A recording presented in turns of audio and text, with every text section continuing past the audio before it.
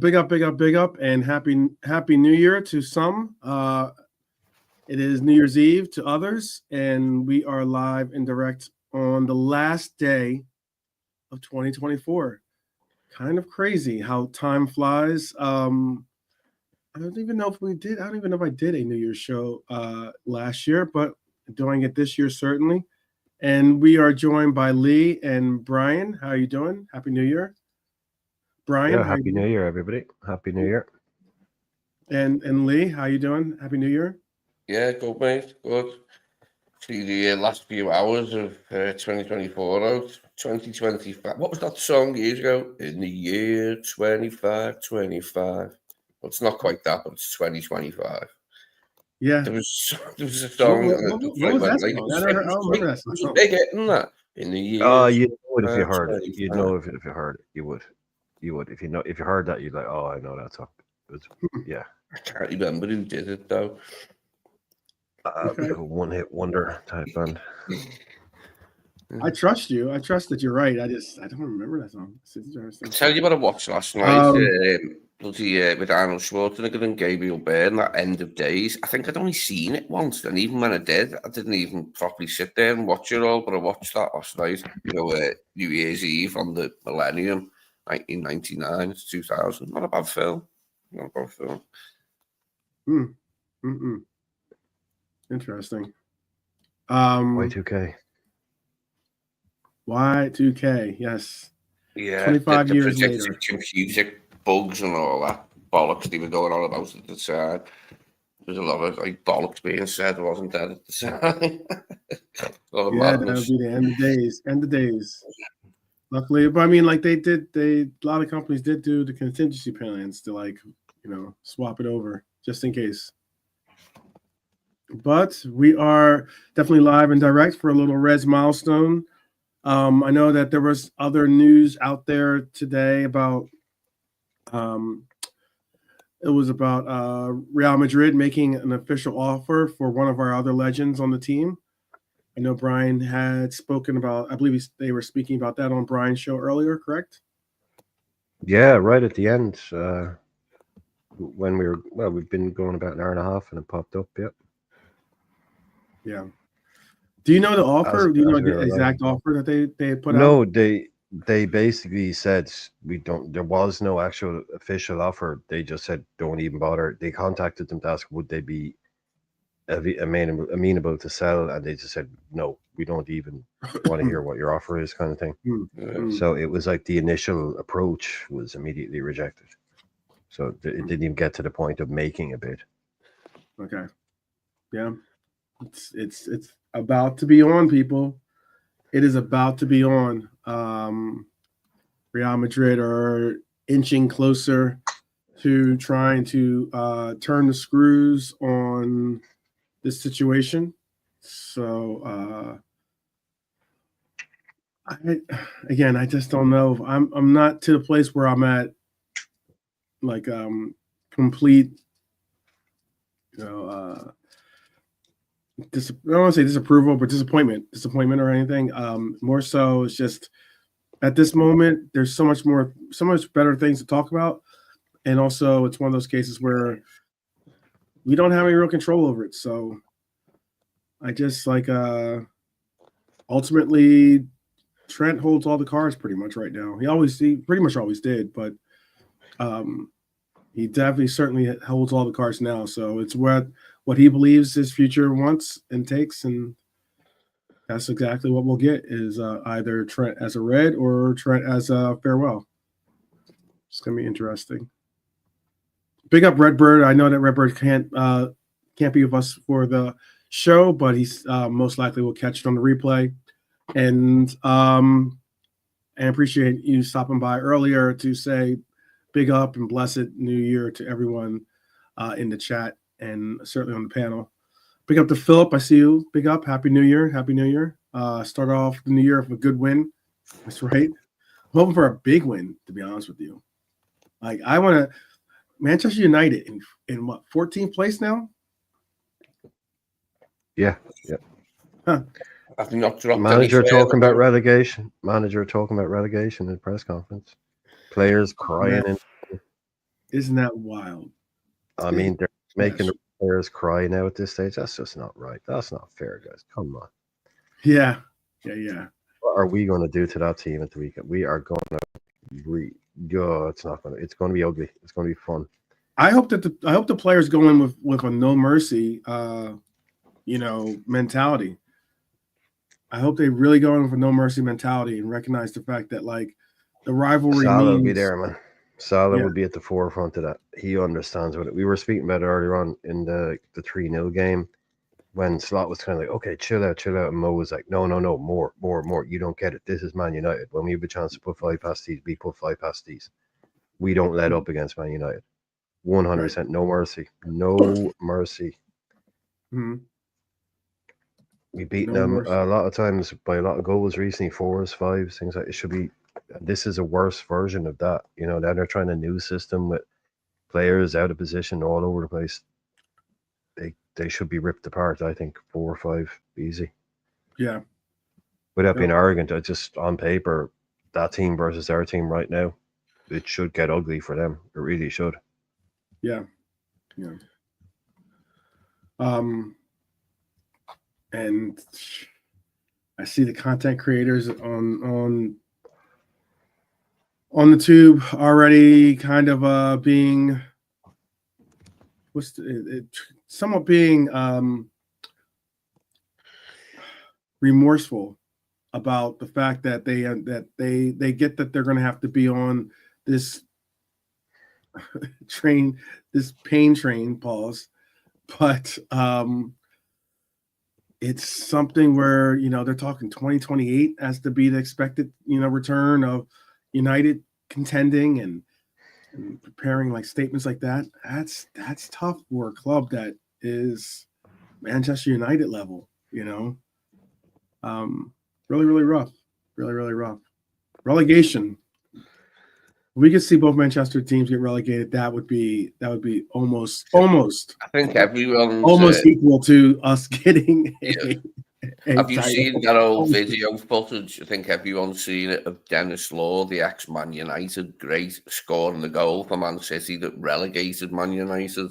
It's the Manchester derby, and Law had moved to City, and he scored the goal that relegated United. Therefore, a great guy. Great bit of footage. He looked sorry when he'd done it as well. God bless him, Dennis Law. He looked sorry on his face, but he had to do it. It had to be done. Yeah.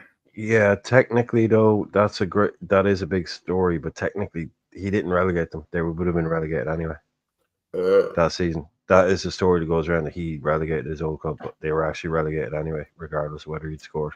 Bloody hell. I got that from the video about it. There's a video. No, everyone says it. No, dude. It's it's written in the books. It's written in all the history books that he relegated them because it's a good story. But no, they actually would have gone down anyway. Yeah, actually, I think on the video they did sort of infer like that they were going anyway. Yeah, and he just helped it along. No, it'd be amazing to see both of them down there slugging it out for the championship title. Going to Shrewsbury and Stoke. Well, I know, wherever. It's where City are most comfortable. Division 2 or the Championship. It's their natural habitat. It's their natural habitat. Yeah. The upper tiers isn't. They feel a bit dizzy. They start spending money and make mistakes. So yeah, they're a really good Championship club. Be good. It would be good. Yeah, it would be good. I guess you could say there's been a lot going on other than that too. I mean, right. It is a different year. 2024-25 season has had us prepared for some real change and some real differences in the teams that we are going to not only face, but certainly the team that we're going to see on the pitch, in that the direction and way that they played was going to be somewhat different from what we expected or what we had come to expect from the Klopp era. Pleasantly surprised by a good majority of people out there. We're now faced with a team that really has a lot positive going on for it. What is the one like we always see the feel good moments of the games. What was your warm moment that for this season so far? I think the West Ham match itself in entirety could qualify for that. It was just such a good match, wasn't it? Mm-hmm. It had everything for us. We were brilliant, and nothing bad happened. We were able to rest players, bring them off the pitch, and still like carry on scoring goals. Yeah, it was excellent. Very good point. Very good point. Brian, do you have one? And in the chat, if you have one, you can tell us. Yeah. There's been a lot, I suppose. Yeah, I think the Man United game, to a degree, just showing that we hadn't really, we were picking up where we left off against them. There was no drop off from us. There was no, Liverpool after Klopp kind of thing. So that was, I really felt that was a good one. But there've been a lot, but nothing kind of outrageous until, we're still waiting for maybe like a Gomez goal or something where you can really say that, something like that. But there's been a lot of things. It's been real steady progress, no out there highlights at the moment. But potentially, I know recency bias and all that, but just sort of on the pitch, that Salah little Bergkamp kind of, what would you even call it? A jink, a shimmy, whatever he did in the box, a fake jump, that he did in the box against West Ham for that cutback. That was a bit of skill. If I had to rate what was the feel good moments apart from the match itself, it would be Mo's face all game. He was smiling his head off because we played great and he played great and he just enjoyed it. You could see he really enjoyed the game, as all the players did. They were all like having, they were all enjoying it, weren't they? But he did. The fun was there.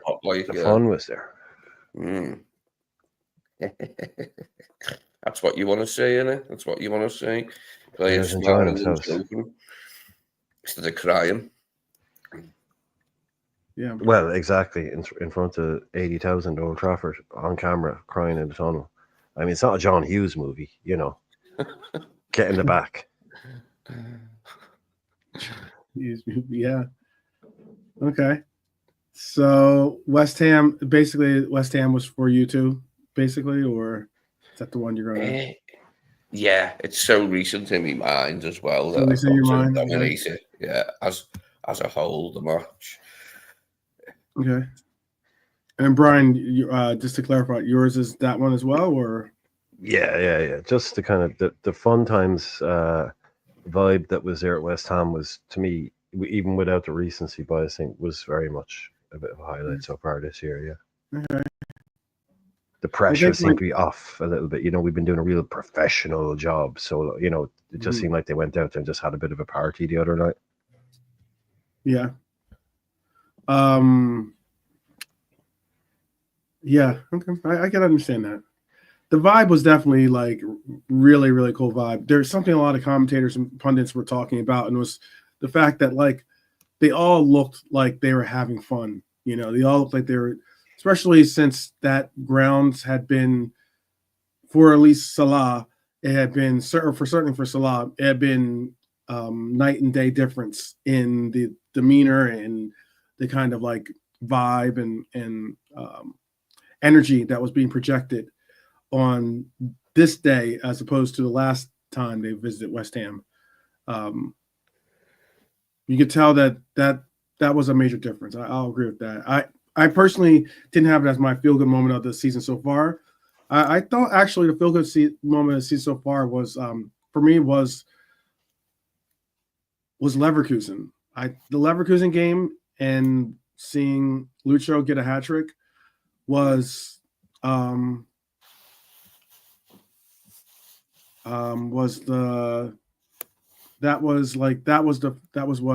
it was for me. It was like it was something where it reminded me of the Klopp. That moment reminded me of a Klopp-esque style vibe, kind of similar. I wouldn't say it was completely on the levels of a 7-0, 7-up game, but it was one where like a really good team had been built up, and here we are, absolutely like I said, it looked like we were just scoring for fun at one point, and that was probably my moment of the season so far. Slot was very pleased himself, like, wasn't he? You could see in his demeanour on the touchline that he was enjoying the afternoon, and then in the presses afterwards, like, they were being very flattering to him, weren't the reporters and all that jazz about being unbeaten, but yeah, he really enjoyed himself. You could see it on the touchlines, couldn't you? How much he was enjoying it. With Jürgen, like, there's more jumping around, wasn't there? Running around. Bit less of that with Slot, but hey, who cares?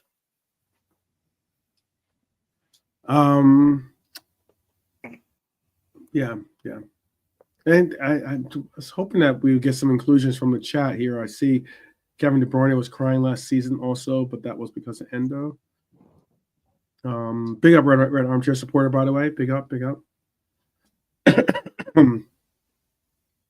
But that was definitely that was like one of those moments where I'm like, oh well, because we've been winning games like 3-1,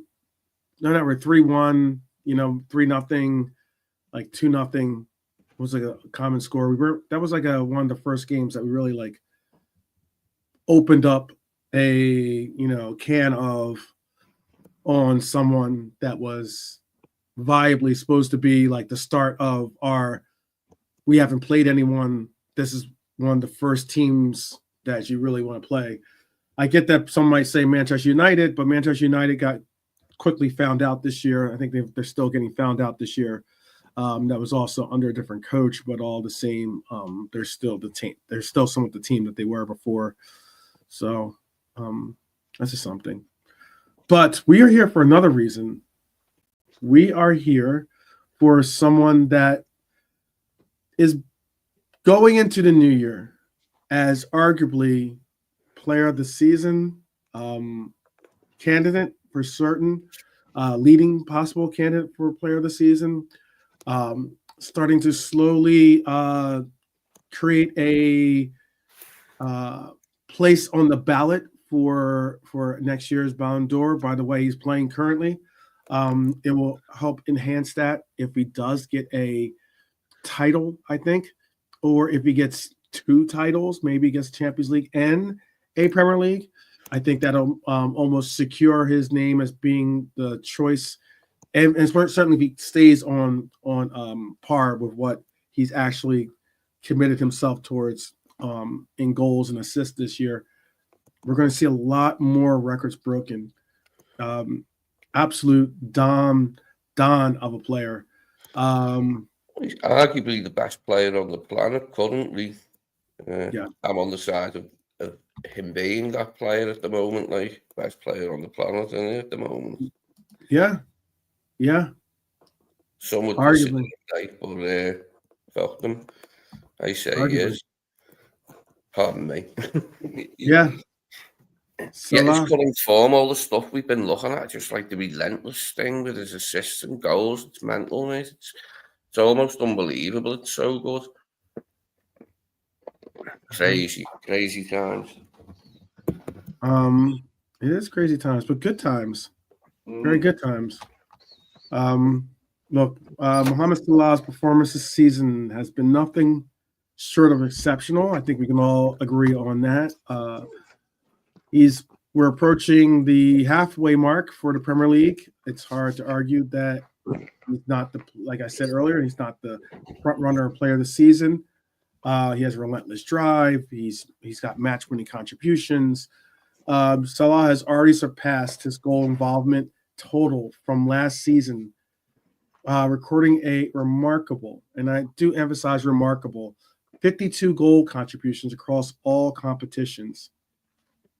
Can you imagine that? 52 goal contributions across all competitions. This man right here, Salah, has already accomplished that. 29 goals, 23 assists. This figure tops the charts in Europe's top 5 leagues. underlining just how crucial, and I do admit this, he is very crucial to this club's success. Um, Salah has been involved in 30 goals in just 18 Premier League appearances this season, 17 goals and 13 assists. He has a record that shows his remarkable consistency, obviously. He's already scored and assisted in 8 different Premier League matches, which is the most by any player this single season. And we've just finished this. We're about to just finish December. Maybe we have for some, coming up on the end for some others for December today. I would even go further to say that Salah has now scored 20 goals in all competitions in every season he has spent at Liverpool. That alone is absolutely incredible. I don't understand. Like, that alone is incredible. The fact that he scored 20 goals in all competitions in every season he has spent at Liverpool, making him one of the few players in the Premier League history to achieve that feat. Only Alan Shearer, who has 10, and Harry Kane, who has 9, has had more 20-goal campaigns in the Premier League than Salah. 2 of the greatest forwards, 2 of the greatest strikers to ever played our game. That's who he, as a winger, that's who he sits behind in the list of goal scorers. Absolutely incredible. Despite ongoing contract uncertainty, I get that. Salah has been unfazed by off-field matters, possibly using them as additional motivation to perform even better. His on-field displays, especially in big games like the 5-0 thrashing that we just witnessed against West Ham, it's just an underline. That's why, like, when this milestone show was coming up, there's other players that certainly are reaching milestones this year. But Salah seems to be doing it almost daily when it comes to game by game. There's some milestone that he will hit or reach. So it is pretty incredible. Like, that list alone, I'll ask this I have more to say, but that list alone, Brian and Lee, the 20 goals in all competitions for the number of years he's done it, and to say he sits only behind Shearer and Kane, how's that like resonate with you, Lee? And then we'll go Brian. How's that like resonate with you? Like, do you have anything to say on that? Just with Mo in general, I think the look of joy on his face after he'd done that turn and provided the goal for Gakpo, the look of a man who knows that he's staying here, that the contract will come, and it won't be long. Might take a little bit longer to get it worked out, but this is where his heart is, and I think it's going to come soon, isn't it? The contract. I think he looks really happy on the pitch. He looks happy in interviews. It'd be amazing, wouldn't it, if he didn't? How about for you, Brian? Yeah, you're talking about 2 strikers, you know? You're talking about 2 strikers, and you're talking about then this guy. Ronaldo, if he had stayed, probably the only other player I can think of with that level of consistency. You know, it's just a ridiculous level of year in, year out, year in, year out. What he has over Harry Kane is his fitness record. It's the only kind of thing, if you're looking, it's the only thing that Kane doesn't have. That, you know, he's played all the games, he scored all the goals. But again, he's number 9, drops deep a lot. And then that you can understand where he gets his assists from. Alan Shearer, again, just an absolutely phenomenal finisher and striker. Don't really see anyone rivaling Mo for the Golden Boot in the Premier League this season, do you? Oh no, that's not going to happen. But for someone like Mo, it just what you're saying. What does that speak to me? It does show you a little bit more of the shift, maybe away from the number 9s as well, in sort of like that you can have somewhere that isn't the typical striker doing that. But yeah, just the level of there are players out there who could have achieved seasons or runs like that in their career in other times, but the only thing that stops them is what? It's fitness. It just shows you that if you got that kind of fitness and that kind of availability, you can then do that. You know, it's I don't know. Like some players, you go, oh look, injuries happen, but it's like, how does this guy go that long? You know, without basically getting, he got one thing when he went away with the hammy. There was probably one other thing I can think of, but like I always looked at it, the goals, but look at the amount of games that he's played, league games, everything. I think the least he's ever played is 32. Yeah. Like this guy is just always available. 90 minutes, gets kicked, gets tripped. You know, he's an attacking winger. He's going to get kicked. That's part of the game. You know, not kicked on purpose. You're going to get knocks. You will get kicked on purpose, but you'll also get tackled. And to just keep doing it year in, year out, as he gets older, I just think whatever he's doing, you know, the thing they used to say, you know, donate your body to medical science kind of thing. But people need to look at what he's doing, you know, what it is he's made of, because it's phenomenal, absolutely phenomenal. So if we've all seen him. We've all seen him have the odd ineffectual game, like where he had the features and that. But it's rare, isn't it, with him to have a game like that where he hardly features. You could probably count them on the fingers of one hand.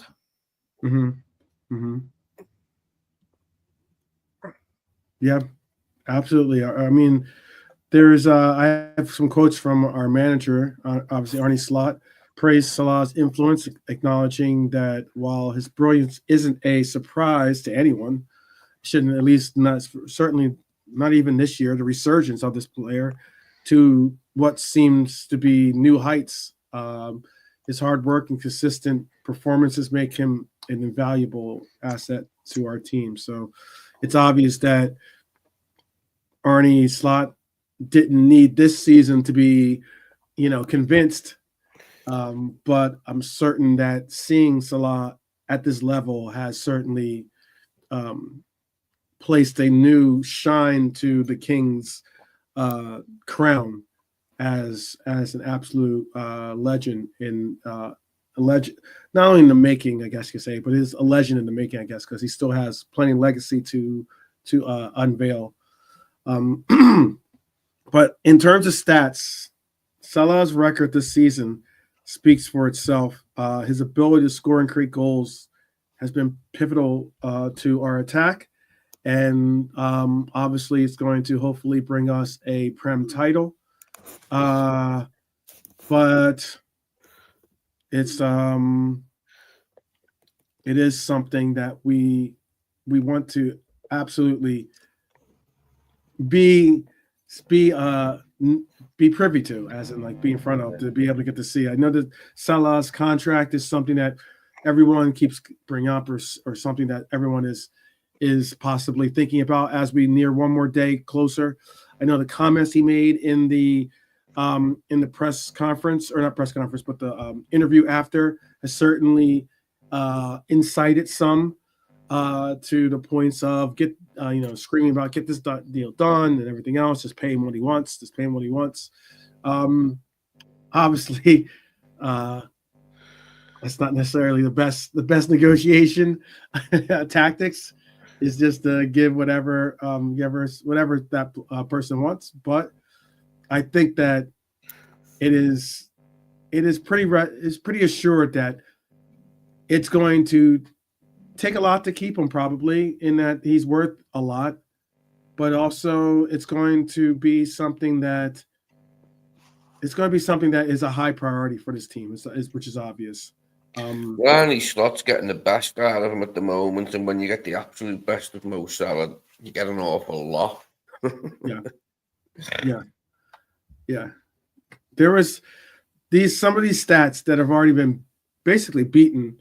Excuse me, because this was like on some of these stats I took on the 22nd, some are on the 24th, 25th. Obviously, some stats that we spoke on earlier were set this recently, this weekend. But there's so many big things. He's broken the number away goals versus the Premier League Big Six, for instance. Alan Shearer had 17. Mohamed Salah has now 18. Mohamed Salah has 7 braces versus the Big Six. Only Jamie Vardy and Alan Shearer, who have 9 and 8 respectively, have more in Premier League history. And it is kind of interesting too, by the way, that Jamie Vardy is in that list. That was very surprising. But goals versus the Premier League Big Six. Mohamed Salah has 47. Wayne Rooney has 45. Only one player in Premier League history has more, and that's Aaron Shearer at 56.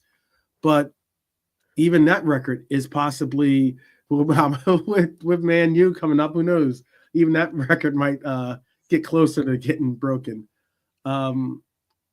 It's absolute, like, the list is continuous. These milestones that he keeps hitting. Most GA per 90 in a Premier League season. 2024, 2025 so far, he has a 1.66 GA so far going in, or in the season so far, surpassing Holland, surpassing his number he did in 2017, 2018, because he's on the list twice. And Guardado was 2013, 2014, for instance. This guy is absolutely intense. And that record of the 2020 by Henry, I think, is one of the next to go down, I think. Or not, it's not going to be the next, but it will be one of the next to go down shortly, I think. I think he's definitely got that in his target.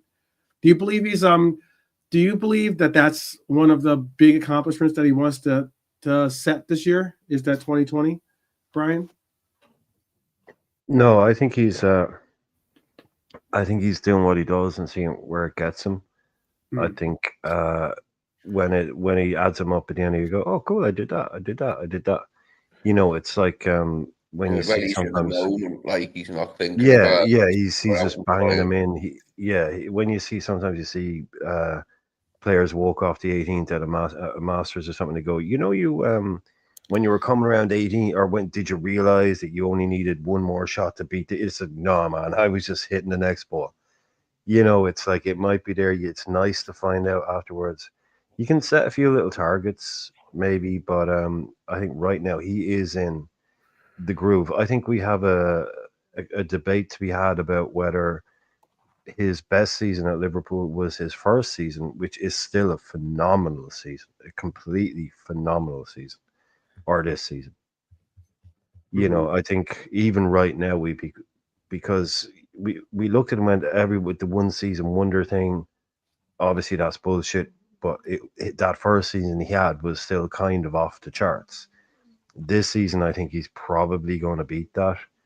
And if he does this season and he wins the league, I think there's no debate anymore. So to have had a season like he did in his first season for Liverpool, and that not even be your best season, is ridiculous. It's totally ridiculous. There are people out there that would die for a season that he had like that. And to beat that and win a league title, absolutely insane what he's doing. I've never seen anything like this other than maybe, it just in terms of longevity, fitness, availability, the whole package put together. I mean, Hazard was a better dribbler. Henry was better at certain things, but the complete package, I honestly, I'm not sure. Maybe Cristiano Ronaldo, if he'd stayed around, very similar trajectory, starts off as a winger, becomes a goal scorer. But to me, even at Liverpool, we've never really seen something like this, because we didn't bring this guy in going, he's going to get goals. Yes, he will score some goals, but he will be an attacking threat. He will do things, but nobody expected him to do what he did when he came the first season. Absolutely nobody. And to then actually continue that and go, right, that's what I am now, I'm just going to keep doing that, is just mind-blowing to me. Because he wasn't that player before he came here. So to hit the ground running the way he did, I don't know. I just can't explain it. I've rarely seen anything like what Mo Salah has done. And to get better with age, to become more refined, and then to go on and put a show like he did the other night. I mean, the guy is basically, I don't know. He's writing his own script this year. If you know what I mean, he's writing the script and it's coming up the way he wants it. I've never seen. Playing at the side is really helping him out, isn't it? Playing really good football at the moment, and he's at the tip of it, like, isn't he? I still want to see Jota at the actual tip of it, like, in the 9, and Diaz move over to the wing. That's what I'd like to see against United. I want to see Jota start, if possible. Yeah, sorry, Chris. Can I just suggest that you immediately call an ambulance and have yourself taken to a treatment center, hospital, because you've clearly had far too much. That is way too much positivity for you, my friend. You definitely need to go at least get an IV drip. Get yourself checked out, because yes, you definitely have had way too much if you're being that positive, man. Yeah. I think Chris Angel's account has been hacked, people, possibly. Yes, possibly. definitely. Yeah. He is let me see what Salah is on currently. 30-25. I mean, that would be some exceptional numbers if you were able to hit that. Let's see if I have those numbers.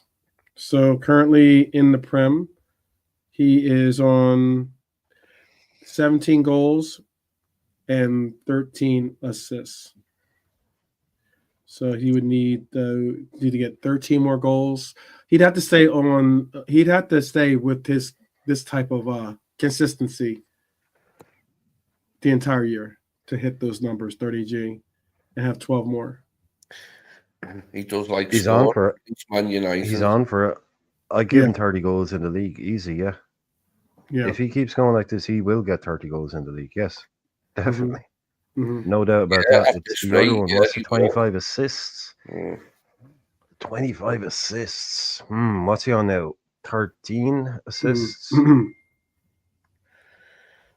Yeah. I mean, when you look at it that way, it's not unreasonable.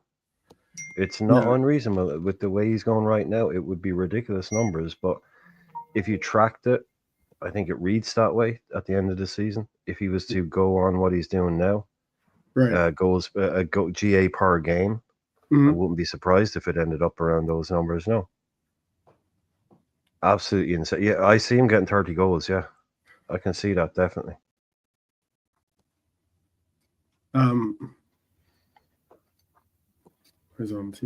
Yeah, I think that it matters. I think it matters if he does. I think it definitely matters. I see. It says, well, the goal is seeing him making the assists are on. Wait, well, the goal is seeing him making the assists are on the other players on the team. I guess what Chris is saying is getting the team involved. Basically, is the goal. Having them be involved and them scoring and the likes. Go ahead, Bernie. Ask your. You want to ask a Trent question? Go ahead. Definitely. Another living legend with the club. Definitely.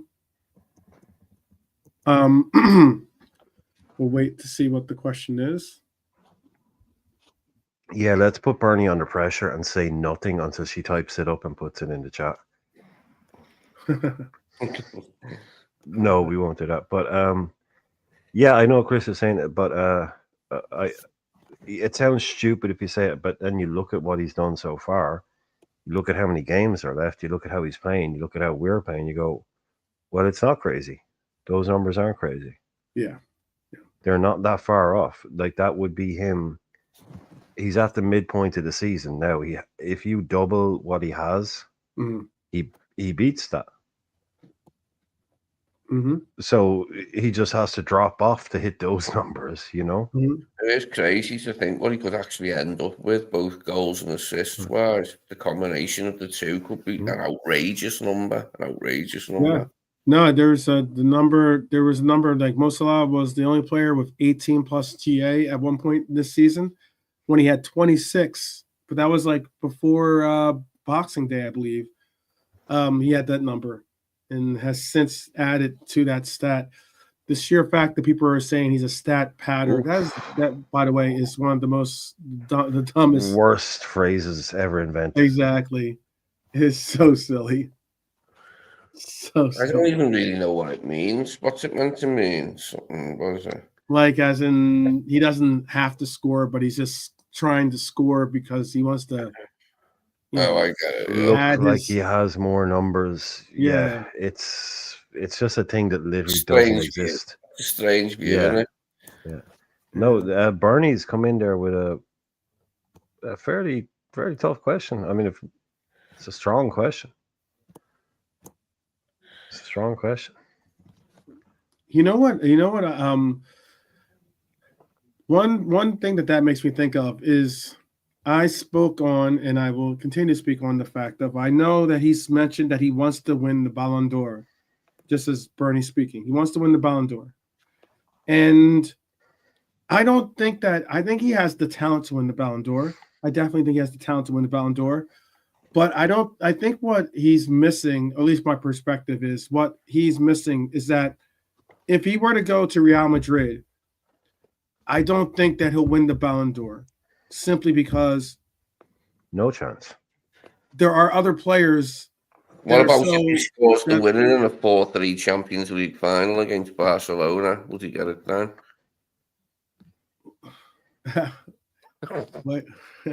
Bit extreme, but maybe they give him it then. Yeah. No, I was just gonna say that I don't think he'll go.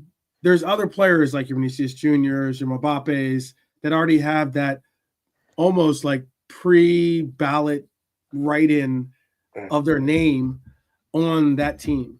So you'd have to shine larger in appeal because Ballon d'Or isn't just it does deal with a little bit of popularity. It does deal with your accomplishments certainly too, but it does deal a little bit with the popularity thing. You can definitely safely say that, especially the way the voting is engaged. And the one thing that he could do is obviously he'd be a legend with us, and he's a legend with us already. But if he was a key component to this possible dynasty that could be on the making here, then I think he has a viable chance of being a Ballon d'Or candidate. But if he were to take his talents to Madrid, and this isn't me saying it just to because of rose-tinted glasses or something, it's just more so I think that here he is one of the top names that you say off the list of great players, a part of the club. At Real Madrid, he'll be on that list, but he's not going to be at the top of the list. Scoring the El Clasico Champions League final would help him 5-4, take it on a notch from 4-3. If he scored the 5th of 9 goals against Barcelona in the Champions League final, probably give him it. I'd be miffed if I did that and wasn't given the Ballon d'Or. But they move in strange ways, don't they? They might have decided already it's going to be someone else that season before the ball's kicked. That sort of weirdness does go on, doesn't it? Yeah. There's no chance. If they win... Oh, sorry, if he's in contention, right, England ain't winning a World Cup, right? That ain't happening. They're probably not winning the Euros. Even if they did, that ain't getting you a Ballon d'Or. If he's in contention for Ballon d'Or, because it is supposed to be, again, it is voted on the best player at a team who won a major trophy. It isn't, if he wins a trophy, he might. No, you have to have won a trophy. If Real Madrid have won the European Cup, there's going to be other players on that team, man. If they've won their league, it's just by the fact that he's a right back, as good as he might be at Real Madrid, he, in my opinion, to be honest, you're much more likely to win a Ballon d'Or playing for Liverpool than you are playing for Real Madrid because you will stand out a lot more at Liverpool. Exactly. If we won the league and we won the Champions League and he was phenomenal, he still wouldn't win it because he's a right back, he's a defender. Right. Mo would get it or someone else would get it. Right. He'd have to be utterly phenomenal.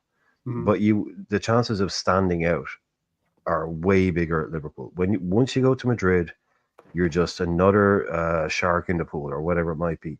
You're not going to stand out in that team that wins the big trophies. It's about, so you get into that. If they win it, he might be on the win. He might be in the team of the season.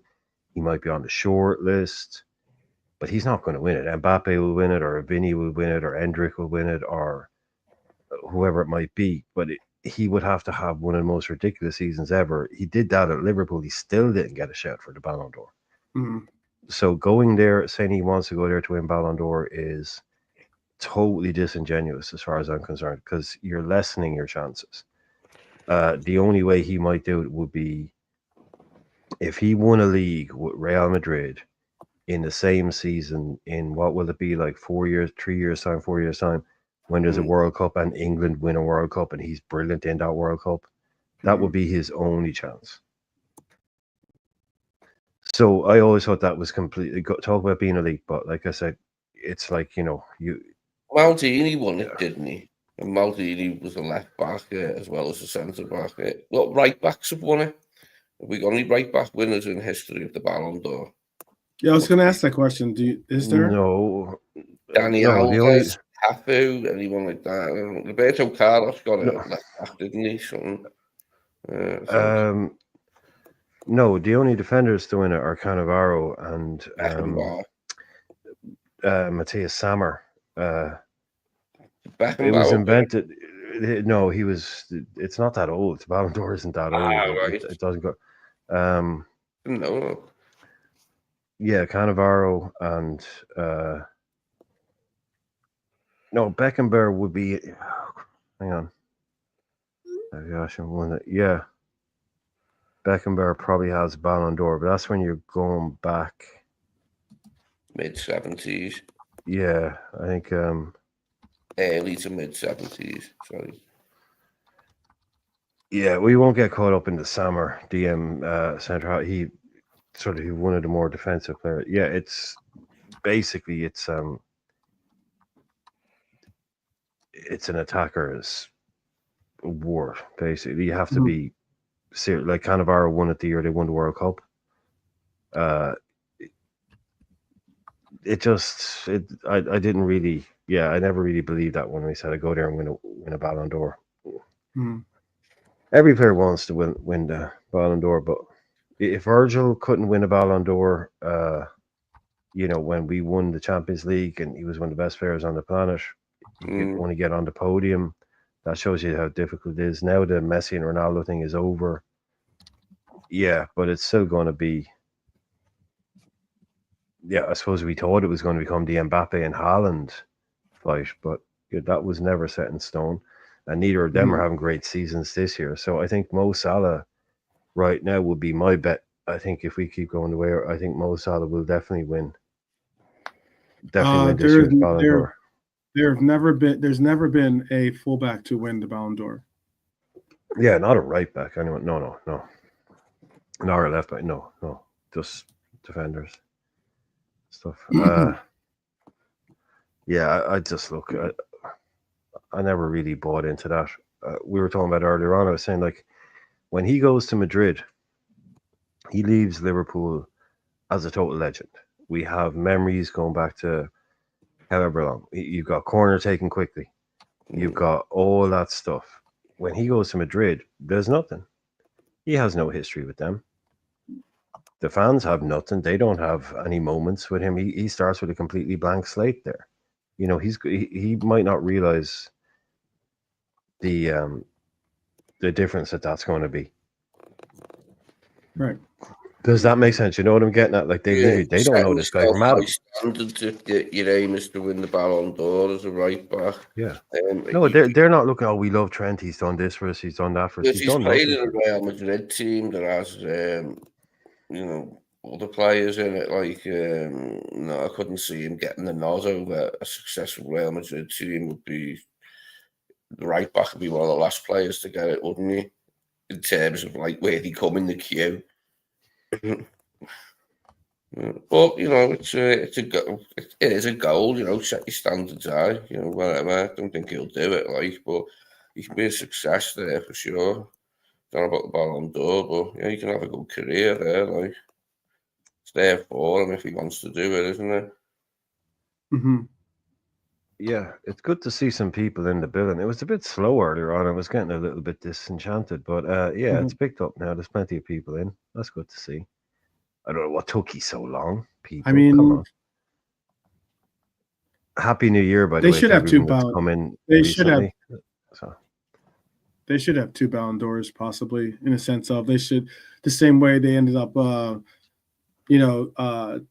shaving off a distinctive award for the goalkeeper, because there's only been one goalkeeper to ever have won it. That's whose name is on the trophy now for the best goalkeeper in the world. And the same way, just like you said, there's only been four, technically five, I guess, defensive players to have ever won the Ballon d'Or. Because you can say Rodri is a DM, so the names that he won as a center midfielder, he certainly is distinguishable amongst them.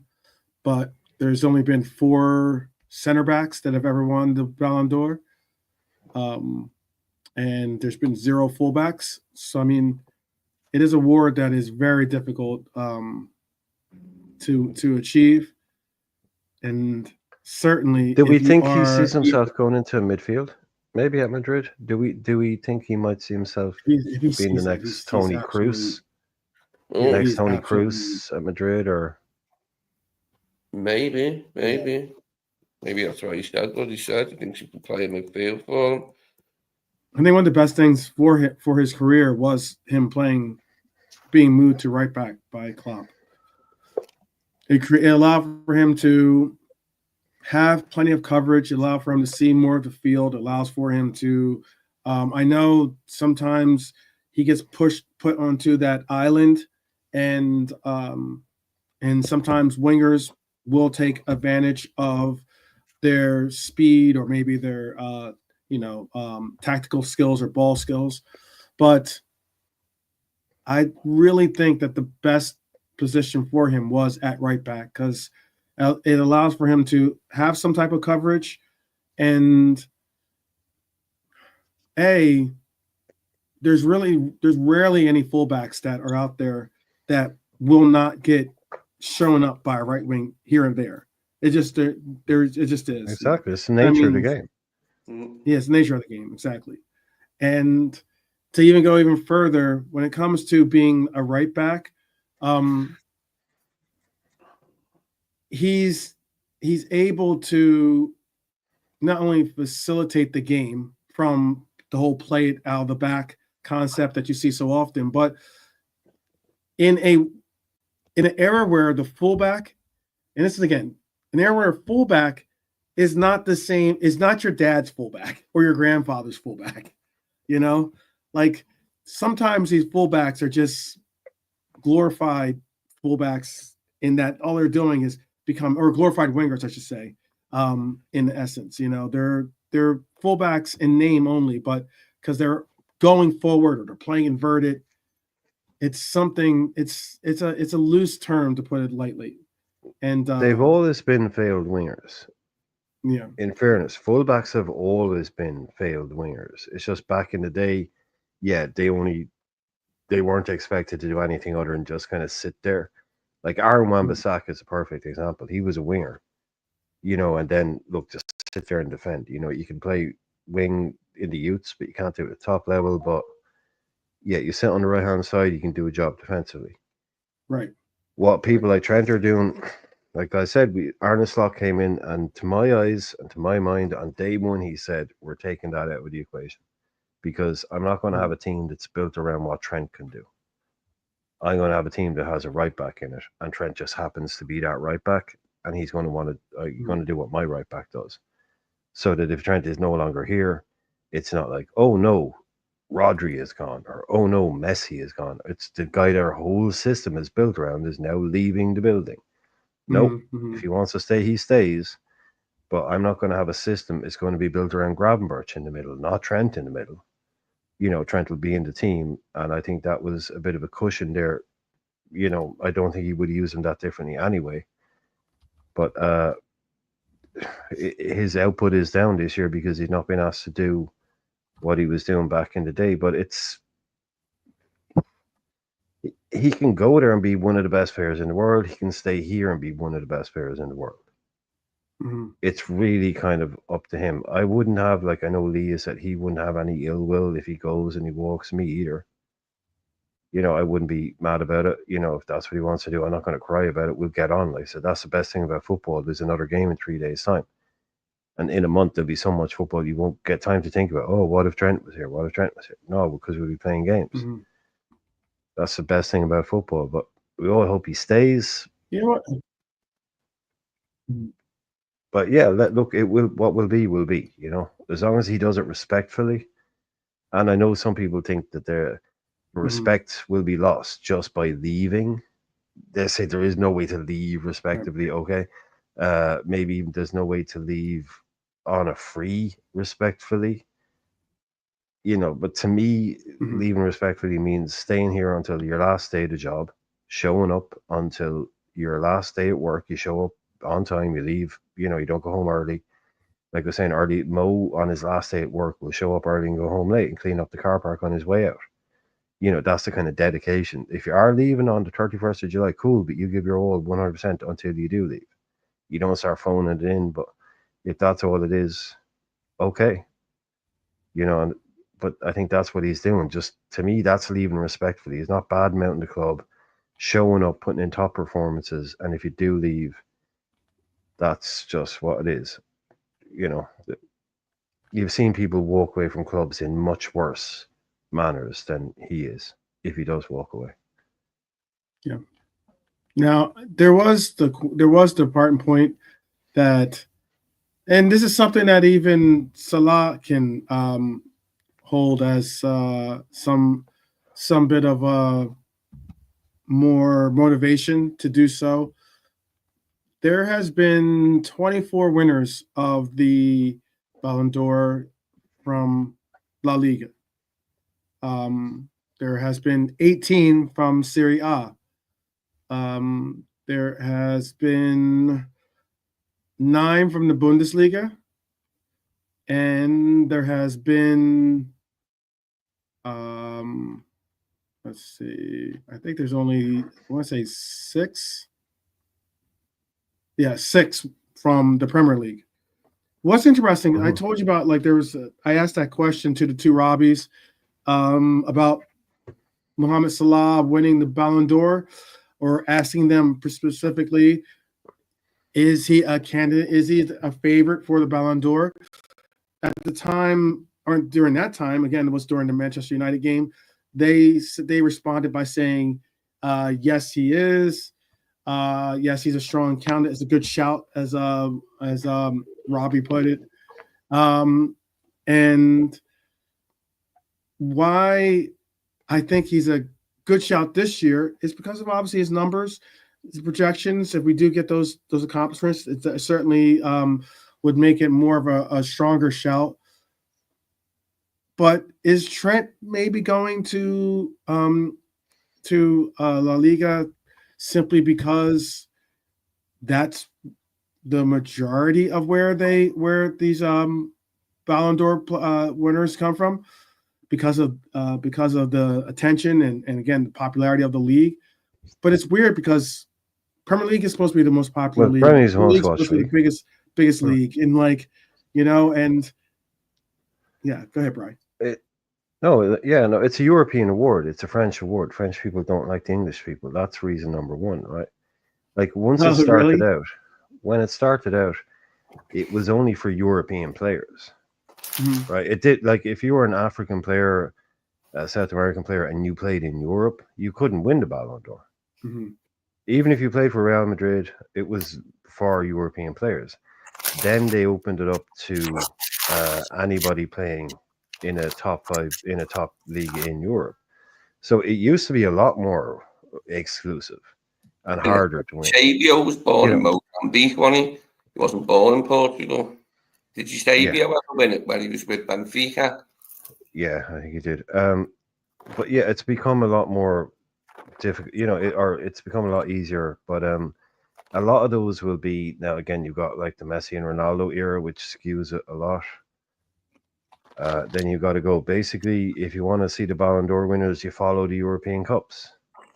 That's where it tends to go. It tends to be a European popularity. So basically, whoever's winning those European Cups is probably, and then, yeah, that's like kind of English. It is that European bias, towards English football a little bit, where they kind of think, especially back in the 90s and early 2000s, oh yeah, they're good, but they're not as good as, you know, a South American player, whatever it might be. But yeah, there's always been a kind of a Eurocentric tinge to it, without a doubt. But you also then look at the trophies. England don't win international ones, so you can't have a guy that wins with, say, his club and his country, and that never happened. You got to go back to Kevin Keegan winning 2 and 3, I think it was. Michael Owen. It takes it really, really has to be kind of something special to be from England, without a doubt. There is total bias, not bias as such, but a leaning, a Eurocentricity, without a doubt, man, definitely. Mm-hmm. The English players have to do something really special, and or do we do it for an English club as well? Not just an English player, but it is even rare for an English footballer, let alone someone playing in England, to win it, because it goes back that way. Yeah. Mm-hmm. Yeah, well, even the newer, like, we can talk about it, but then that's when it used to actually be voted on fairly. You know, nowadays it's like the Eurovision, it's like Love Island, it's just a load of shite. You know, I don't even care about it anymore. But even back in the day, it was even more difficult. Like, if you weren't born in Europe, you couldn't win the award. Okay, so that's where you're bringing it from. Yeah, 2 of the 12 journos vote for England are Sun representatives, which instantly puts a Liverpool player on the back foot. It's very political. Ant saying it's very, very true. No, they've changed it now, where it's only 2 journalists per country get a vote. Yeah. So, but I think what he means by Sun, it's a lot of them would work for Reach Media papers as well. Reach Media is like up all of the smaller. There's a lot of these. There's only basically about 2 companies, and they own all the papers. So the people that work for the Sun are working for the same company that own the Times and all that stuff. Mm-hmm. So yeah, I don't trust journalists to vote for it. But who do you trust? I think I liked it when it was international captains and international managers. That was okay. I didn't mind that, but you'll always get your biases. But I think no matter any of that, I think Mo Salah next year's Ballon d'Or, I haven't seen another name mentioned yet. I think it's very early, but I can't really see it. There's no international tournament this year, so it's all going to come down to domestic football. Mm-hmm. You know, there's no one. Oh well, he won the World Cup, or he won he won the Copa, he won this. There isn't going to be any of that. So it's all going to come down to what you do domestically. Mm-hmm. And Mo is just streets ahead. Yeah. Agreed. Mm. Can you name the 6 players that have won the Ballon d'Or from England? The 6 English players. The 6 players that have won for the Premier League, English First Division, and then can you name the ones that have won specifically for the Premier League? Wait, so the 6 players who won the Ballon d'Or while they were playing in England is what you're saying, not English players? Yeah. Not English players, well, just played in England. Just in, okay. Well, we're playing in England when they won it? Yeah. Mm-hmm. Yeah, okay. Well, Kevin Keegan, Michael Owen, Rodri, Thierry Henry. What did he win it? Who was the original one? I forget. Kevin Keegan's not part of them, but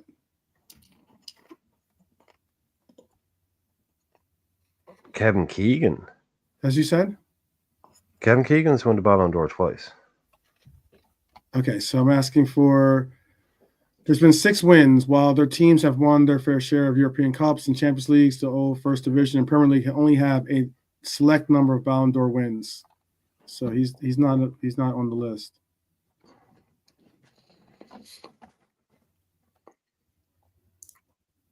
You said Michael Owen, right? Ronaldo's one of them. I saw Ant just give that. Owen, Ronaldo are on the list. Who else? Heskey's not on the list. Let's give you the list. George Best is on the list. Bobby Charlton's on the list. Dennis Law's on the list. And Stanley Matthews is the 6th. Those are the 6 that are on this list for me. 3 United players out of the same team, got it. That's the list, yeah. That's the list that's on here.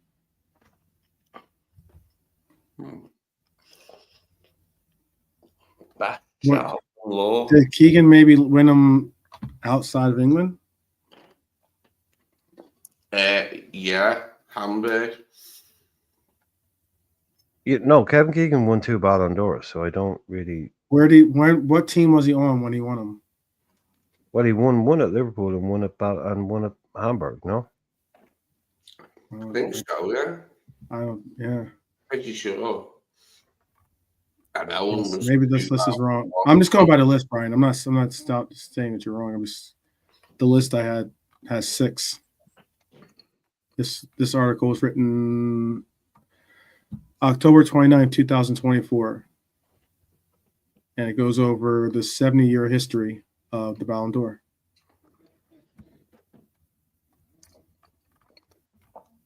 Let me see where it is.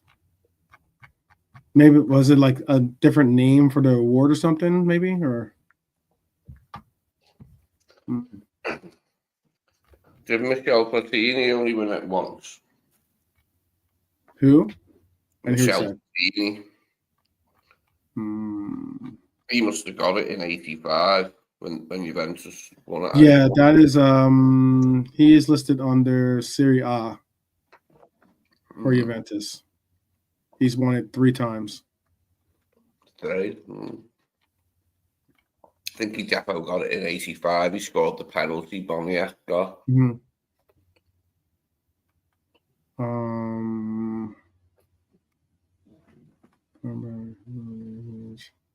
They've got Keegan down as twice, but he's listed as Hamburg for it. Yeah, he was at Liverpool in '78. He won it, but yeah, he won it twice. Yeah, but yeah, technically, yeah, the first one, the second one at Hamburg. Yeah, I think we're talking about it in relation to Mo possibly getting it, or at least being nominated there, Trap Joe. Let us down this little pathway. Why are we even discussing what was the question? What, discussing about Ballon d'Ors? Is that what the question is? Yeah, Trap Joe wants to know why we're even talking about this. Have you not watched this channel, mate? We talk shite all the time. What is new here? What is new? Are you expecting some kind of scripted show? You know, what are you expecting, dude? You've been here long enough now, man. Oh my god. The Ballon d'Or. Yeah, you know what? Yeah.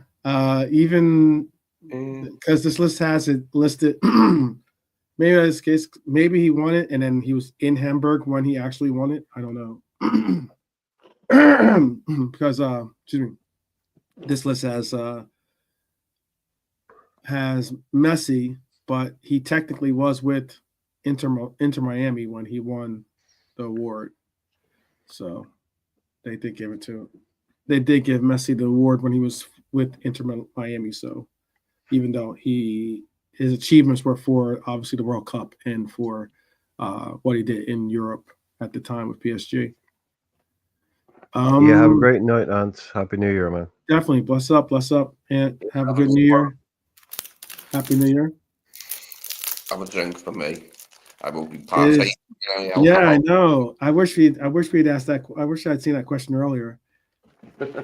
Are Leicester staying up and United going down? If that's the trade-off we can get, trust Ant. Oh, right. Oh, I missed that. Sorry, yeah. Leicester staying up and United going down. Oh, yeah. I would definitely take that. Yeah, I wouldn't mind if Leicester stayed up after that. Excuse me. Yeah. Get him a taxi back to the championship for Leicester. No, but Ant's having a great week, a great month. He's gotten engaged, and he also quit his job. And I mean, he seemed very happy at the fact that he was quitting his job, so it's not a bad thing. But he was saying yesterday he handed in his notice, and he even signed off his notice saying "Happy Christmas," and he seemed delighted about it. So he's obviously having a very fun month. So yeah, have a great night, man. Great night. Yeah. And he got to spend New Year's in Liverpool. Doesn't There get you much go. better than that, does it? Yeah. Or Christmas, sorry, Stephen's Day. Christmas. Stephen's Day. Yep. Definitely. Pretty cool. New wife, new job, the whole thing. Yeah. And Liverpool winning the league. At least it begins with L, okay? You can't have it all, Ant. At least it begins with L. Yeah. Oh, man. So, yeah, Happy New Year to you, definitely. And to yours. To you and yours, for sure. We're about 20 minutes away from the end of this little History Makers show. Excuse me. But yeah. We were talking about Ballon d'Or simply because, I think Salah is on a Ballon d'Or targeted season. I think that he has definitely started to make the conversation difficult when trying to just say, "Oh, he's a one-hit wonder," or "Oh, he's already past his peak. He'll fall off." What do you think Vinny Jr. would do to get it? Because he missed out with Rodri, didn't he? What do you think he'd have to do in the Champions League, Vinny Jr. to get it? If they had won, if Vinicius Jr. had won the Champions League, then you probably would have had a little bit of a better shout for it. I think you were actually locked out to Rodri. Walked out in disgust. Yeah. So you wonder whether they'll give it to him this year, like true to form, the way they behave and go about things. Wouldn't be surprised. Mm-hmm. Yeah. Will it take do you think that would be enough to win him the Ballon d'Or, or does he have to pull off some, considering Manchester United are, recent treble winners? Excuse me again. Do you think it has to be a monumentous accomplishment like that for Salah to have to win the Ballon d'Or? Because his team's not winning the World Cup. So let's keep it 100. No, Trap. She can ban you though, if you want. She can ban you. I know Trap Joe's a little bit testy today. It's all good. No, he's got to win the league in England in a non-international year. Or he's got to win the Champions League also probably in a non-international year. But I think this year right now, considering the underperformance of Barcelona, Real Madrid, Manchester City, Manchester United, Arsenal, not that Arsenal would have a Ballon d'Or winner or what I'm talking about. Other than that, really, it's like this. It's kind of a stars are aligning for him right now. One big trophy, this level of performance, I think he's pretty much got it wrapped up. It would have to be. I don't know who else you could give it to right now in Europe that's an outstanding performer. People have been saying, "Oh, I think right now he's the best player in the world in current form." He's twice the best player in the world right now on current form. He's on form, isn't he? He's the man in form. There's nowhere even near him. But Lee, there isn't even an Mbappe out there doing stupid shit, or some guy in Germany doing crazy things, or some guy in Spain doing another madness for Barcelona. There's nobody. They're all just kind of ticking along and doing kind of normal shit. But Mo is just what he's doing this season, even by Ballon d'Or standards, even by Liverpool standards, cannot be ignored. All you have to do is win a major trophy. That gets you in the door. If you don't win a major trophy, you don't get the vote. It's a criteria. It's a criteria. It's a rule, basically. So you win the league, bang, it's his. With the assists and goals together, making 30 at this point in the season, before the turn of the year, even hitting 30 for goals and assists. Yeah. He's a, I mean, like, he's a what if you were forward. to He's a hugely popular even if you player. He's a good media PR pick. He's the next best thing to Messi and Ronaldo in terms of worldwide popularity. In terms of you look at his numbers, I mean, he's pretty much an expect up there with maybe Mbappe and something like that. But to me, he's a shoo-in. He's an obvious one. Even by Ballon d'Or stupid, messed up standards, he's an obvious pick. Mhm. I just meant, like, what if, hypothetically, Sorry. if he were to have a case where he does 30, what was suggested earlier, he does 30, what Chris Angel said. If Chris Angel's prediction comes right, but he doesn't, but we come short on winning the title, or we come short on winning the Champions League, does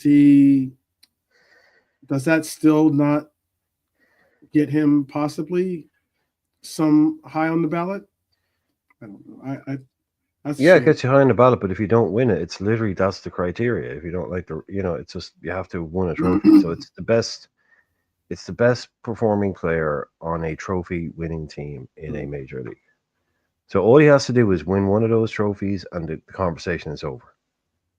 It'll be his to win. It'll be his. It'll be great for the first time an African player since Weah. Breaking that duopoly of Messi and Ronaldo, but also giving it to somebody who everybody knows probably would have had two by now if it wasn't for that Messi and Ronaldo winning every year. And he's a Ballon d'Or winner already in a different universe. If Messi and Ronaldo were 10 years older, the performances he's been putting in, especially when we won the league, we won the Champions League, he probably would have had one already by now.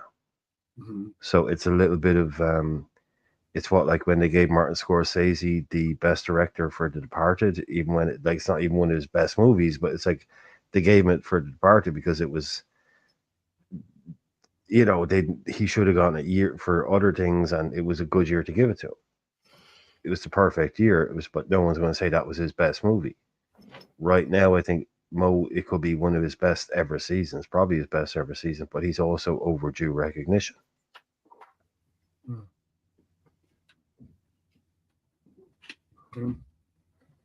Well, who knows what the future holds for and any a of us. Yashin for Allison. No? What's that? A Yashin for Allison? Oh, no, he hasn't really played enough, has he? For this year, you mean? Yeah, the chunk out of the season, yeah. That's why, I think Kelleher's got a better shot at it, to be honest with you. This year, at least. He's played big in some of our, he got to play in the Leverkusen game, the Manchester City game, the Real Madrid game.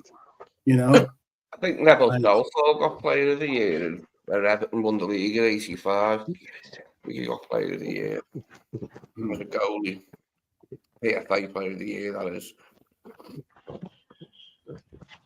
Yeah.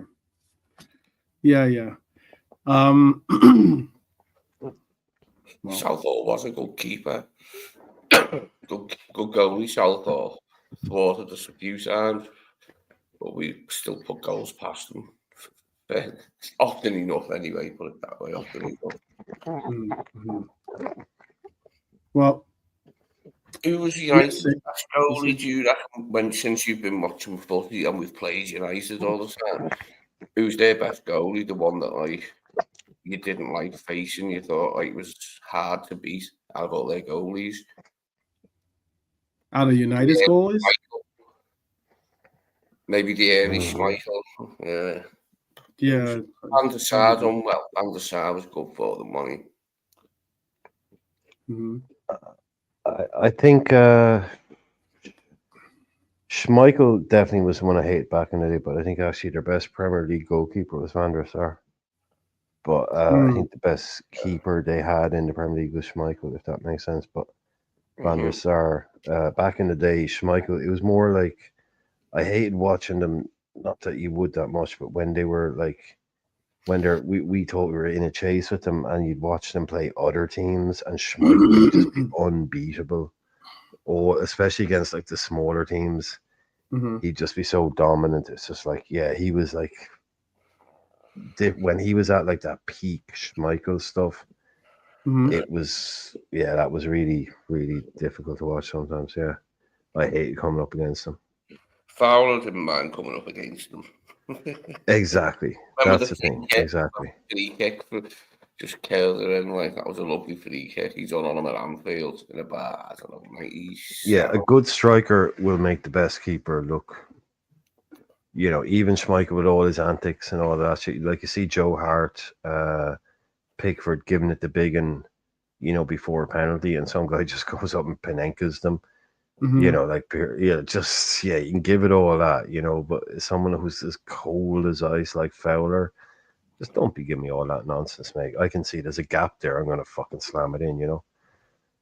Hey, no. Hey. This is a, Tracy, this is a family show. It may be New Year's Eve. It may be New Year's Eve, but this is a family show, Tracy. Yeah. So, let's keep it, Bernie, don't be encouraging people, please. Please. There is absolutely no need for that.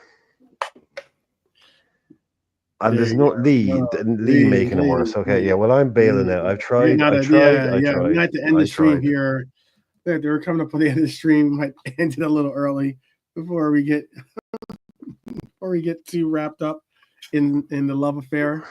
Absolutely nothing, Tracy. You can do absolutely nothing for me. Yeah, I'm all good at the moment, like, because their players are so badly out of form. All the Nevilles are going to play, aren't they? Gary, Phil, and Tracy's to try and form a little bit. And Neville up top. I'm apologies if he's no longer with us. I think he might not be actually, but yeah. Okay, so is this the kind of content you'd prefer, Trap Joe? Is this the kind of stuff you'd prefer in the comments? You know, no Ballon d'Or talk, more chocolate talk, if you prefer that.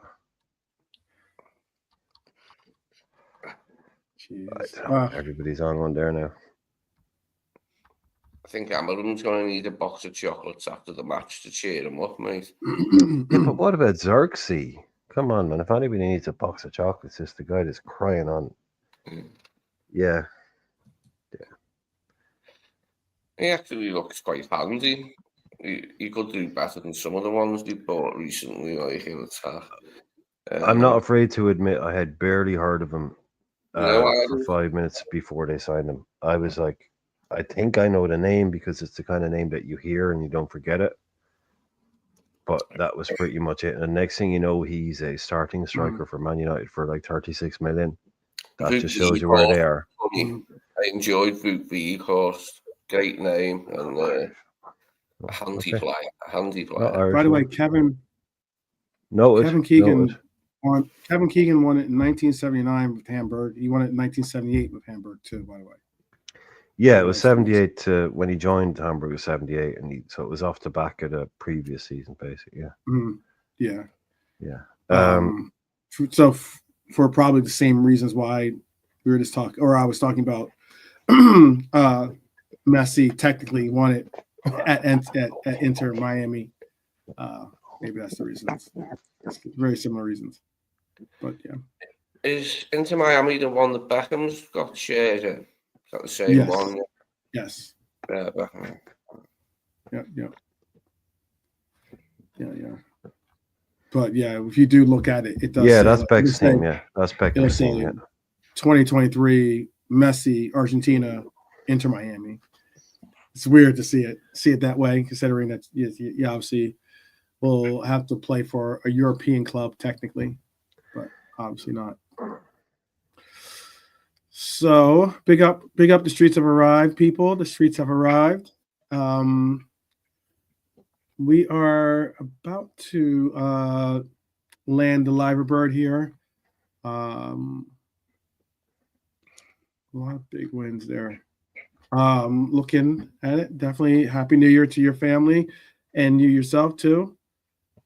Yeah, big up Oscar. Happy New Year, man. Yeah. We'll land the live birds on Oh my top. goodness. Head.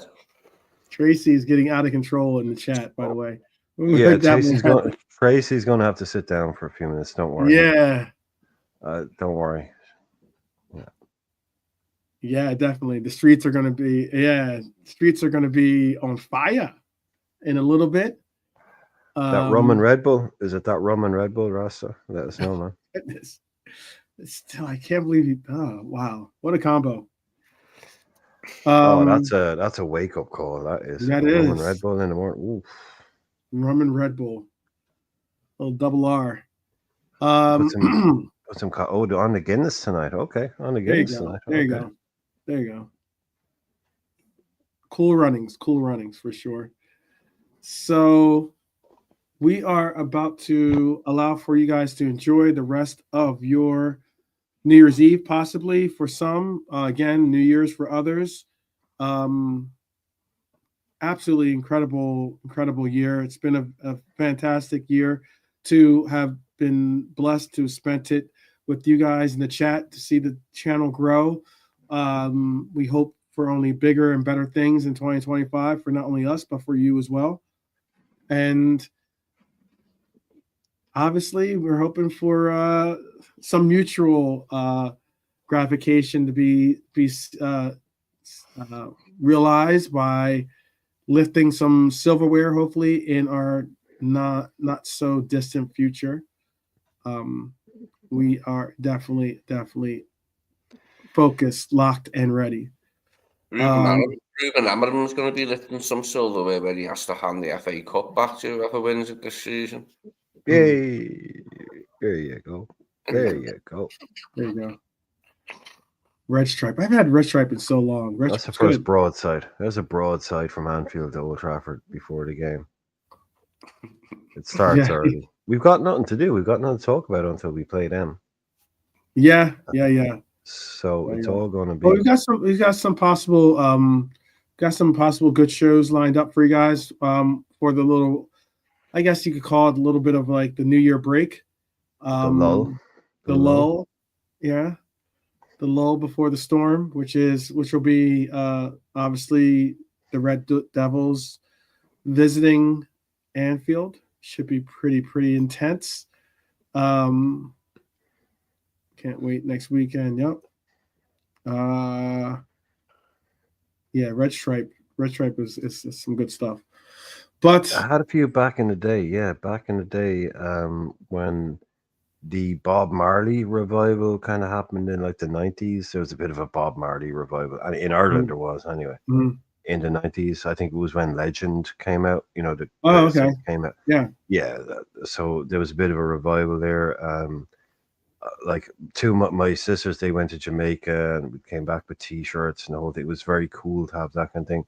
So they started selling Red Stripe. Red Stripe was obviously, in the old photos. So yeah, you could buy Red Stripe in Ireland for at least 20 years. You can still get it now, when you bring back. Yeah, but it's just beer, really. It just tastes like beer, It's not really anything different or mad. But it was like, oh, I drink Red Stripe. I'm a Bob Marley fan, so I'll get some Red Stripes, all that kind of stuff that was going on. Yeah. But yeah, it's Jamaican for beer. That's what I remember. They had that the advertising campaign was a very successful one for them, actually. It was right around the whole Jamaican bobsledding fad that was really, really big, it's a nice can, Red Stripe. Few of them. It looked cool. You see, that was the thing. People yeah. It has it looked cool, and it only had to look cool. Yeah, people didn't care what it looked or what it tasted like. It's just it looked cool, and you were drinking Red Stripe. It could have tasted like anything. Yeah. So it's basically like Jamaica's Budweiser, but yeah. God, nobody wants that. No, exactly. Kind of cool runnings, man. Where the alcohol content's so low, it's just not worth drinking it and going for a piss that many times. There are beers like that, aren't there? Yeah. It's sort of like almost like saying to an Aussie, like, do you drink Foster's or something? I guess Most of them don't, apparently. Yeah, they'll drink No, this. no. We remember there's a Castlemaine 4X was a big one that came up. But that Yeah, again was the Paul Hogan, Crocodile Dundee. Everything Australian was cool for a while. So everyone was yeah, into exactly. Foster's and Yep, Castlemaine. yep, So whatever anything Aussie was like, yeah, that's the cool beer. yeah, Foster's, by the way, I've drunk it plenty of times. It's absolutely disgusting. yeah. It really is beer. And for an Australian beer, some beers, most beers, obviously oil beers, you need to drink cold. Some beers, they can kind of take not being cold, if you know what I mean. If they get left out for a little while, they're still clean and they taste nice. Foster's, for a beer that's from Australia, as soon as that shit gets like 2 degrees over fridge temperature, it tastes like sugar. It's disgusting. Yeah, it is. I can only imagine what a warm can of Foster's out in the outback must taste like. It must be like maple syrup or something. It's a shitty. Oh man, Shit, but yeah. Jesus. Tastes like Yeah, crap. like most beers, man. If you leave it out of the fridge for a couple hours, you don't get a chance to get home. They're not perfectly cold. They're still drinkable. When They're you go still in the pub okay. and see what But they've got, like, Foster's, yeah, oh, and you see that as like your only option. Apart oh, from this is really lager. bad. Really, really bad stuff. Yeah, it brings out the sweetness in it and all that. But yeah, I just thought, yeah, bad planning from the Aussies there anyway. Bad planning. Cattleman is their other one, isn't it? Like their other famous one. Well, if you are planning on drinking this weekend, or just I shouldn't weekend, but this New Year's celebration, definitely drink responsibly. Be safe out there. We do wish you the best. Don't buy it And in Boston. that is Lee speaking solely on himself. If you want to buy Foster's, if you want to sponsor the show, you know where you can reach us. So Forget everything I said about it tasting horrible. It's the best beer on the planet. Exactly. I've never even at 5 degrees above boiling point, it tastes amazing. Exactly. But still, yeah. Any of those sponsors that want to reach out to us, you can always reach out to us. We're willing to listen to the offers if they're the right ones. But all the same, for right now, we're just primarily saying enjoy your parties, your celebrations. Again, if they do if they do include the extracurricular libations, I think that's how you say it, right? Then be safe about it and bring in the right New Year the right way, and make it a memorable one for you guys out there. So enjoy. Is there anything you want to say to the people before we let them go, Lee? Just that I'm staying in. I've had so many New Year's Eves that were unenjoyable because I went out and tried to have fun by going out for the night. And this year I thought, nah, don't think I'll bother. I'm staying in. Okay. And Brian, what are you and Coco got involved for this evening as you get closer and closer to the countdown? Oh, Brian, I think is taking care of Coco as we speak. Big up, JK. Big up. Hi, Jay. Oh. I think Coco might want to have visited nature outside real quick. Possibly. Well, we want 2025 to start as 2024 ended for Man United, which means a whole lot more defeats. Yeah. City might buck the trend a little bit, but it doesn't look like trophy-wise. I think Brian's back. Yep, I am. Yep. So again, what's the countdown got entailed for you and Coco? Oh yeah, unfortunately, a house full of sick people and absolutely disgusting weather. Yeah, that's not good. And Yeah, no, I'll do my usual. Maybe later I might watch Jules, something like that. But I've never been I'm a huge Christmas guy. Christmas Eve, Christmas Day, Stephen's Day. I've never been a New Year's guy. Because where I'm from, in Waterford, basically, other than going like outside and watching fireworks, all you've ever really gotten is the same shit that's on every Saturday night. Only they charge you twice as much. So I was never big on going out on New Year's Eve. I'd always done my partying over Christmas. So yeah, I'm pretty cool with it. I very rarely take any part in it now. And like I say, it's absolutely piss and rain. So fireworks, all that outdoor shit, it's a bit of a washout tonight. Yeah, I'm happy to stay where I am. Yeah. Okay. Well, I hope that it's still an enjoyable one for both of you. And I also, again, wish you guys all a joyous and a happy New Year. We will see you next time in the 2025, people. That much closer to 2025. Only hours away for some, possibly already passed for others. But big up to each and every one of you. We will get together possibly tomorrow, but we're going to double check, make sure to see the availability of the panels for their New Year's Day availability. If they are available, we will do a show. But if they're not, then we'll definitely see you on January 2nd. So we hope to see you soon. And as always, up the Reds, people, up the Reds. Enjoy.